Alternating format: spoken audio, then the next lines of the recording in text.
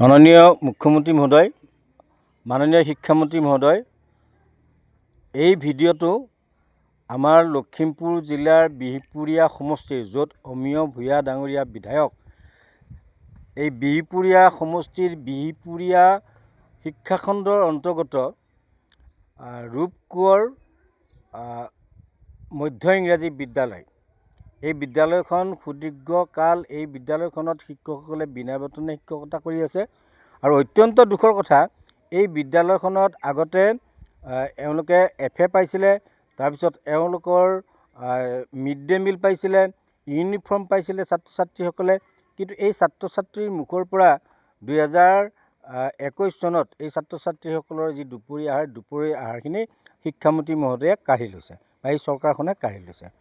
এয়া অকল অপাঠ্যক্ৰমিক শিক্ষকসকলক কৰা অন্যায় নহয়, ছাত্ৰ ছাত্ৰীসকলকো অন্যায় কৰিছে।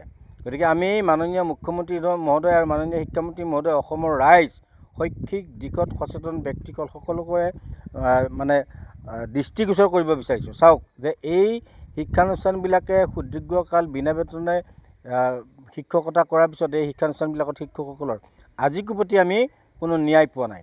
এইটো কোনো মিয়াৰ সমষ্টি নহয়, এইটো আমাৰ খিলঞ্জীয়া মানুহৰ সমষ্টি, লখিমপুৰৰ বিহপুৰীয়া সমষ্টি আৰু অমিয় ভূঞা ডাঙৰীয়াকো আমি ইয়াৰ দ্বাৰা দৃষ্টিগোচৰ কৰিছোঁ। আমাৰ আজি এই বিদ্যালয়ৰ পৰিচালনা কমিটিৰ সভাপতি মহোদয় ইয়াত উপস্থিত আছে, শিক্ষকসকল আছে, ছাত্ৰ ছাত্ৰী আছে। এওঁলোকে মাননীয় মুখ্যমন্ত্ৰী মহোদয়ক আহ্বান জনাইছে যে বিদ্যালয়খন প্ৰাদেশিকৰণ কৰিব লাগে আৰু আমি সংস্থাৰ ফালৰ পৰা আপোনাক আহ্বান জনাইছোঁ যে 26ৰ নিৰ্বাচনৰ অধিৱেশনৰ আগে কাৰ্যকৰী ব্যৱস্থা গ্ৰহণ কৰক, নহ'লে আমাক আৰু চিৰদিনে অন্যায় কৰাৰ নিচিনা হ'ব। আমি আৰু কিমান ধৈৰ্য ধৰিম? আমি মুখ্যমন্ত্ৰী মহোদয়ৰ এটা সঠিক কাৰ্যকৰী পদক্ষেপৰ অপেক্ষাত আমি ৰখি আছোঁ। ধন্যবাদ। আমাৰ বিদ্যালয়ৰ পৰিচালনা সমিতিৰ সভাপতিদেৱ লগতে আমাৰ ছাত্ৰ ছাত্ৰীসকলে আমাৰ মৰমৰ মুখ্যমন্ত্ৰীদেৱক কিছু আহ্বান কৰিবলৈ বিচাৰিছে।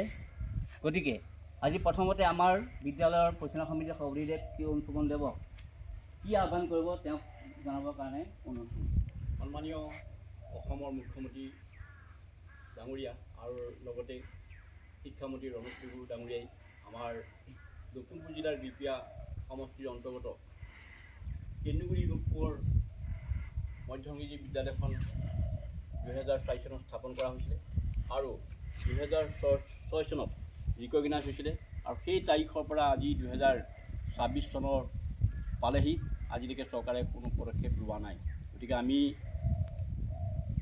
অসমৰ মুখ্যমন্ত্ৰী ডাঙৰীয়াক আমি কাটৰে অনুৰোধ জনাইছোঁ, আমাৰ ৰূপকোঁৱৰ মধ্য ইংৰাজী বিদ্যালয়খন চৰকাৰীকৰণ কৰিবৰ কাৰণে অনুৰোধ কৰিছোঁ আৰু লগতে শিক্ষামন্ত্ৰীকো আমি এই আহ্বান জনাইছোঁ আৰু লগতে এই বিদ্যালয়ৰ শিক্ষয়িত্ৰীসকল আটাইকেইজন প্ৰশিক্ষণপ্ৰাপ্ত আৰু ছাত্ৰ ছাত্ৰীসকলেও বহুত দূৰৰ পৰা আহি এই বিদ্যালয়ত নামভৰ্তিকৰণ কৰি আছে।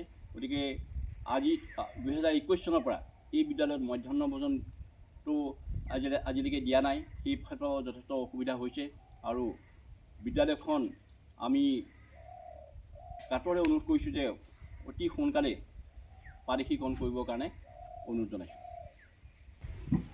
আমাৰ বিদ্যালয়খন প্ৰাদেশিকৰণ কৰক, আমাৰ বিদ্যালয়খন প্ৰাদেশিকৰণ কৰক, আমাৰ বিদ্যালয়খন প্ৰাদেশিকৰণ কৰক।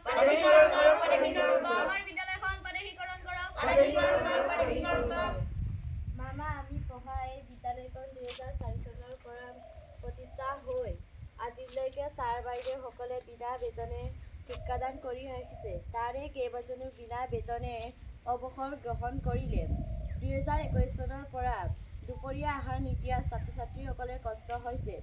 গতিকে মামাক অনুৰোধ কৰোঁ যেন আমাৰ বিদ্যালয়খনক প্ৰাদেশিকীকৰণ কৰি ছাৰ বাইদেউসকলৰ লগতে ছাত্ৰ ছাত্ৰীসকলৰ আশা পূৰণ কৰে যেন।